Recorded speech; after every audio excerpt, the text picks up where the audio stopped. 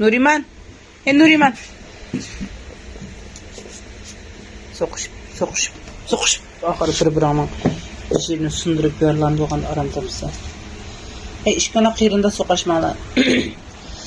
Acayip, g'arayib bir adamlar bor ekansilar.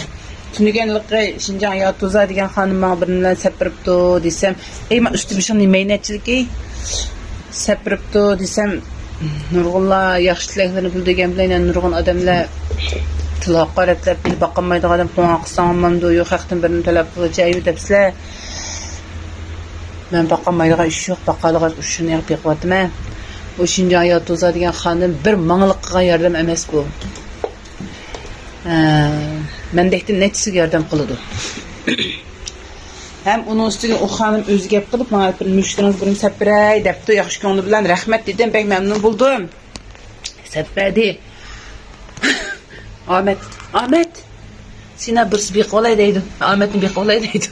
Mush Ahmetning ko'chada kirib olgan axlatxona tashib kejirandagi vaqtida kirib beqib cho'ng qildim mana. Bu müşlarni men qisdanga men tug'dirib, jiqaytib so'yab yemayman. Ahmet qulqon endi qilsa. Al qulqini. Qulqi ketishdi bilan. Bular ashta uyda ko'payib ketgan edi 10 nashtal qolgan hammasi shu ko'chadan kirgan bularni men joyi qildirib bo'yi pakiz qilib bo'ldim. Mush kichik 3-4 tal qilib qoldi. O xonimni yaxshi ko'ngillar birim sapray dedi, ma'qul rahmat dedim, sappadi, bek xush bo'ldim, memnun bo'ldim. Men bayam degandek o xonim faqat manglam sappagan narsa emas, o'sha mushuk faqatgina netsi sappirdi men ishini. Onun burun o xonimda men azroq bir mushuklarga ehtiyoj bo'lgan narsani ip baqqan, yaxshi chiqqan narsalari. O xonim men bir narsa sappirman sizga sappagandiki meni bet hujjat qilib qo'ying. Mening narsalarimni haq olsin demidi, ham demaydi chunki ularning xaridasi jiq. Unda mahsulotlarni yaxshi narsalarni sotadi. Ishonchlik narsalarni o'zimi müşterilik bek bilimlari bek ko'p. Shunga bek ishonchlik paydo qilgan narsalarni sotadi, men uni bilaman. Shunga bir munch xatlarni yozib haqoratlab deyishga bo'lmaydigan ba'zi bir gaplarni deb unda o'zinglarni eski qilmanglar.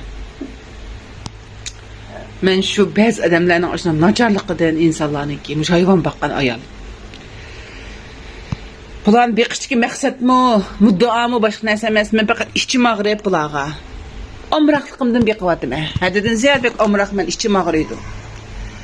Men tashvassam ko'chada o'lib qolmasin deyman. Shunga qalayimqan gaplarni qilmay menga. Qalayim qara deylar, bamanglar bu uyda paladin kirib olgan mushukcha. Nuriman!